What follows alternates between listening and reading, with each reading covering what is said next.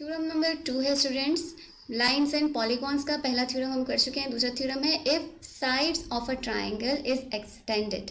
एक ट्राइंगल है और अगर हम उसका एक साइड एक्सटेंड करते हैं, देखो ये जो इफ़ के बाद वाली बात है यहाँ से यहाँ तक, ये हमें गिवन है। गिवन क्या है? ट्राइंगल। एक ट्राइंगल हमें दिया गया है, हमने इसका नाम ले लिया a triangle ABC with N extended exterior angle ACE। ये चीज़ हमें गिवन है। इफ़ के बाद जो चीज़ लिखी हुई होती है वो हमें गिवन होती है, और उसके बाद जो चीज़ होती है वो हमें प्रूव करनी होती है। क्या दिया हुआ है? Exterior angle so formed is in measure greater than either of the two interior opposite angles. अंदर के जो दो ऑपोजिट एंगल्स हैं यानी एंगल A और एंगल B, जो बाहर वाला एक एंगल है जो ये बन रहा है ACE, ये ग्रेटर है, ये बड़ा है then either of the interior two angles. यानी हमें प्रूफ क्या करना है कि मेजरमेंट एंगल ACE बड़ा है फ्रॉम मेजरमेंट एंगल A और ये बड़ा है फ्रॉम मेजरमेंट एंगल B। ये बात हमने प्रूफ करनी है।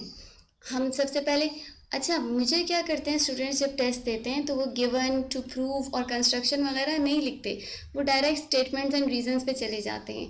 ऐसा नहीं करना है आप लोगों ने। आपको गिवन लिखना है, प्रूफ दैट लिखना है, कंस्ट्रक्शंस लिखनी है, ये तमाम पॉइंट्स आपको ज़रूर लिखने हैं। कंस्ट्रक्शन इसमें हमने क्या की? कंस्ट्रक्शन हमने क्या की कि हमने A और C का एक मिड पॉइंट ले लिया O। लिखेंगे क्या हम? Let O be the mid point of A and C। Draw the line BO and extend it up to D such that BO is equal to OD। आपने एक mid point लिया O, AC का बिल्कुल mid point लिया O, और आपने यहाँ से एक लाइन कंस्ट्रक्ट की। कंस्ट्रक्शन आपने डॉटेड लाइन में शो करनी है, ठीक। और इस लाइन को आपने एक्सटेंड कर दिया up two point D such that B और O जो है वो OD के इक्वल हो। फिर आपने क्या करना है कि cut off OD is equal to BO, draw CD। आपने ये लाइन बना ली, OD और CD, ये वाली लाइन इस लाइन के इक्वल है, सही। यानी ये इसके इक्वल है, हाफ हाफ है ना, हम लोगों ने AC को हाफ कर लिया तो ये वाला पार्ट इस पार्ट के इक्वल है और ये लाइन इस लाइन के इक्वल है। फिर हमने क्या करना है? हमने ड्रॉ करना है, C को हमने मिला देना है बाय विद D। ये हमारे पास बन गया। ये डायग्राम मैं आपको एक दफ़ा दोबारा बना के दिखाती हूँ ताकि आपको सही से पता चल जाए। हमें दिया हुआ था, अगर हमारे पास एक ट्राइंगल है, हमने कहा हमारे पास ट्राइंगल है ABC with N exterior angle, और इसको हमने एक्सटेंड किया हुआ है अप टू E। तो जो एक्सटीरियर एंगल बन रहा है ACE वो ग्रेटर है than angle A and angle B। Construction हमने क्या किया? Take a mid point O at AC। जब हमने O पे मिड पॉइंट लिया तो ये वाली लाइन AO इक्वल हो जाएगी टू OC। फिर हमने ड्रॉ करना है B और हमने BO को एक्सटेंड करना है अप टू D, ऐसे कि BO जो है वो इक्वल हो या कॉन्ग्रुएंट हो टू लाइन OD।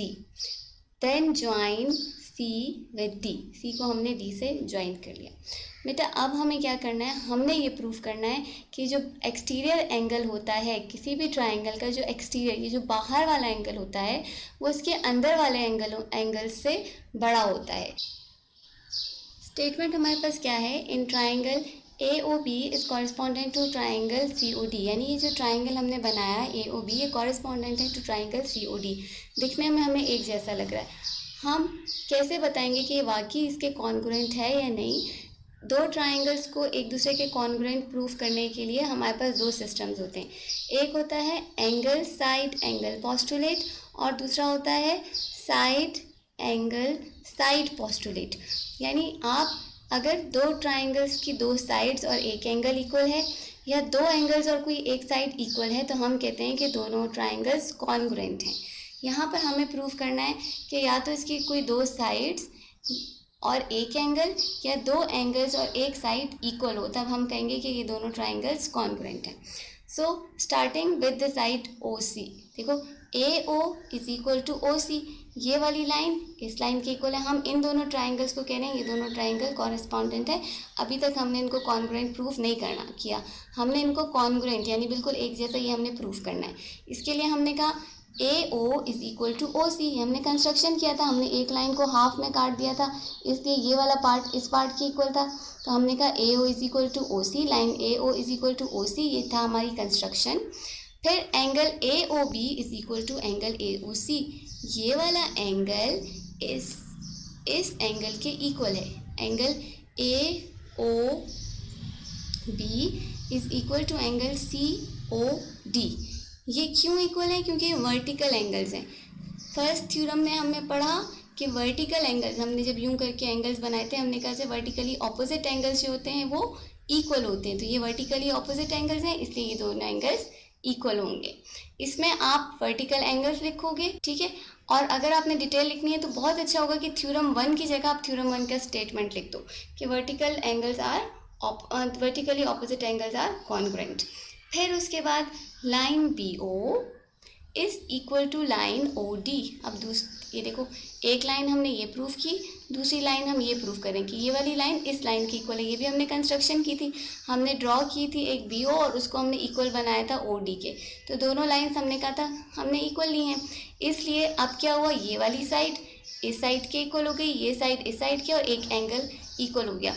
यहाँ पर हमने दो साइड्स और एक एंगल को इक्वल किया, तो ये हमारे पास कौन सा पोस्टुलेट हो गया? साइड्स एंगल साइड पोस्टुलेट, यानी A O B is congruent to measurement angle C O D. जब दो ट्राइंगल्स कॉन्ग्रुएंट होते हैं तो उनकी तमाम चीज़ें एक जितनी होती हैं, यानी इसका ये वाला एंगल इस एंगल के इक्वल होगा, ये एंगल इस एंगल को, ए जो है वो एंगल ए सी डी के इक्वल होगा, एंगल बी जो है वो एंगल डी के इक्वल होगा, और एंड सो ऑन। सो अगर हम लोग कह रहे हैं देयरफॉर, इसलिए triangle A O B is congruent to angle triangle C O D.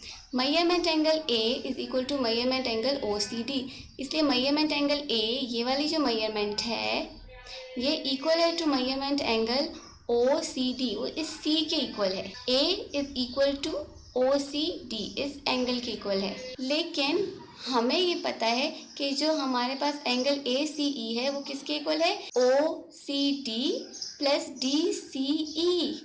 Measurement angle A C E किसके इक्वल है? ओ सी डी और डी सी ई के। एंगल्स को हमने ऐड कर लिया, एंगल एडिशन पोस्टुलेट, रीज़न आपने लिखा। इसलिए मेजरमेंट एंगल ए सी ई बड़ा होगा ओ सी डी से, क्योंकि एक पूरी चीज़ उसके किसी पार्ट से बड़ी होती है ना। जैसे मैं कहूँ ये मेरा हैंड है और इसका एक पार्ट है ये फिंगर, तो ऑब्वियसली मेरा सारा हाथ बड़ा होगा एक फिंगर से। Similarly A C E is greater than O C D, इसलिए measurement angle A C E जो है वो बड़ा होगा from measurement angle A. Similarly, measurement angle ACE is equal to measurement angle B by the above process। ये हमने proof किया था ना, measurement angle A जो है वो measurement angle OCD के इक्वल था, हमने ऊपर प्रूफ कर लिया। इसलिए measurement angle ACE बड़ा है measurement angle A से, और इसीलिए measurement angle B भी सिमिलर प्रोसेस से ACE से बड़ा है। हर थ्योरम के आखिर में आपने क्या लिखना है कैपिटल लेटर्स में? QED। इसका मतलब है that was to be proved.